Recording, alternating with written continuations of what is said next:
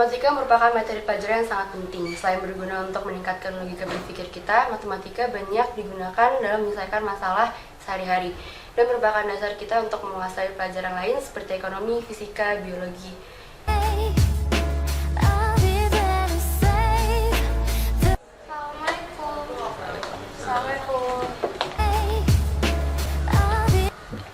Assalamualaikum warahmatullahi wabarakatuh. Waalaikumsalam warahmatullahi wabarakatuh. Anak-anak, sebelum pelajaran kita mulai, kita berdoa dulu agar apa yang kita pelajari menjadi ilmu buat kita dan barokah buat diri kita masing-masing. Silakan Algi Belajar, marilah kita membaca surat Al-Insyirah. Alam nashrah laka sadra, inna ma'al usri yusra. Dwi Warna. Beralam mulia, cerdas, kreatif, berprestasi. Alhamdulillahirrahmanirrahim. Masya Allah, kayaknya kalian sudah semangat semua untuk belajar matematika hari ini. Siap. Algi, hari ini ada yang tidak masuk? Alhamdulillah, hadir semua Pak. Ya, hari ini kita lanjutkan materi kita tentang aturan kosinus. Tetapi hari ini lebih kepada penerapan aturan kosinus dalam kehidupan kita sehari-hari. Masih ingat kalian dengan aturan kosinus yang kemarin kita pelajari? Masih. Sekarang, penerapan aturan kosinus itu ada di bidang navigasi. Jadi kalau ada kalian yang ingin menjadi pilot, kalian juga harus bisa belajar matematik tentang aturan kosinus. Sekarang, apa kira-kira tujuan pembelajaran kita hari ini? Pembelajaran hari ini itu menerapkan konsep aturan kosinus dalam penyelesaian masalah, kemudian menyelesaikan permasalahan sehari-hari dengan menggunakan aturan kosinus. Priska, terima kasih. Nah, anak-anak, hari ini sesuai tadi dengan apa yang dikatakan Priska, maka kalian akan mempelajari tentang penerapan aturan kosinus. Tugas kelompok kalian adalah mencari aturan kosinus dalam kehidupan kita sehari-hari. Kemudian selesaikan masalah tersebut. Kalian bisa menggunakan alat peraga yang sudah disediakan. Misalnya contohnya dengan protaktor ini, kalian bisa menggunakan untuk mengukur sudut. Jadi kita akan mencari jarak seseorang ke tiang bendera. Pada setuju nggak? Setuju. Gimana kalau kita pakai jarak dari masjid ke sekolah untuk penerapan aturan kosinus? Boleh juga tuh, Fen. Guys, gimana kalau kita menerapkan aturan kosinus untuk mencari tinggi menara masjid? Boleh juga tuh. Gimana kalau kita mencari tinggi gedung sekolah dengan menggunakan aturan kosinus? Pada setuju nggak? Wah, boleh tuh.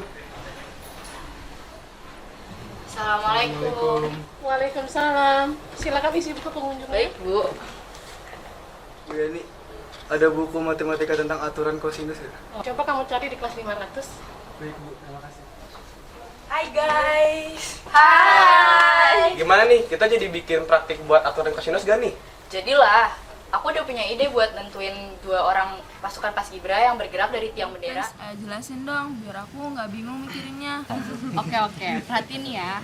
Aku bakal jadiin Febian dan Lutfi jadi alat peraga. Jadi posisi Lutfi harus benar-benar lurus bergeraknya dengan dari tiang bendera, sedangkan Febian harus 60 derajat dari posisi geraknya Lutfi. Gimana, Pris? Udah lurus belum? Coba tolong Olivia dicek dulu.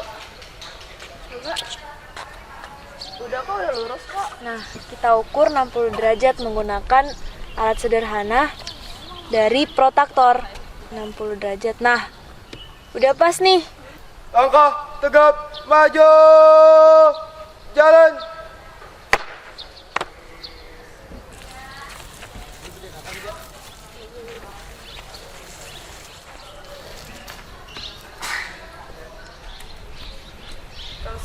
Jarak dari tiang ke Febian 15 meter.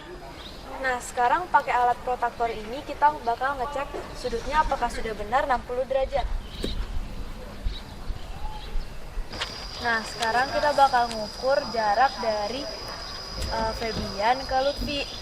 Pertama, kita misalin dulu T itu sebagai tiang bendera.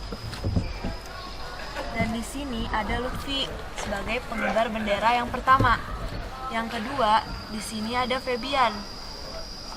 Kita akan mengukur jarak dari Lutfi ke Febian.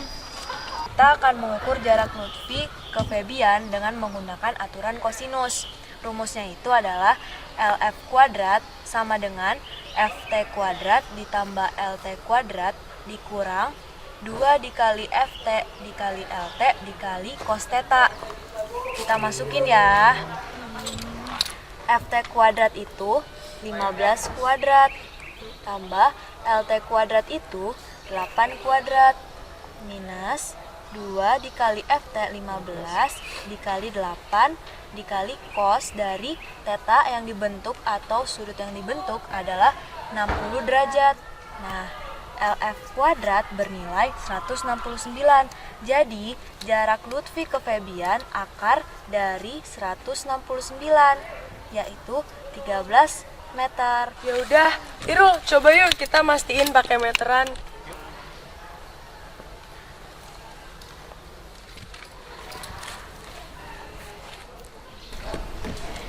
Meter. Tugas kita sudah selesai. Alhamdulillah ya. Alhamdulillah ya. Semoga Pak Irfan senang.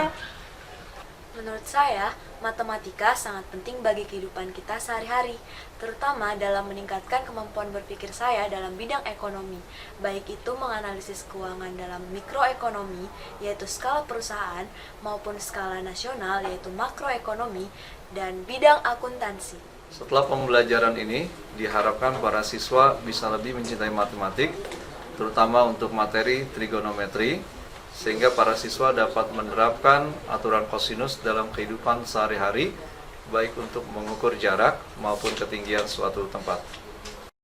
Din, tau gak sih, matematika itu menyenangkan dan bermanfaat juga loh dipelajari. Betul, Feb. Untuk menjadi pilot pun saya harus mempelajari matematika agar mengetahui jarak dan sudut. Nah, kalau mau jadi akpol harus bisa matematika juga loh, iya kan?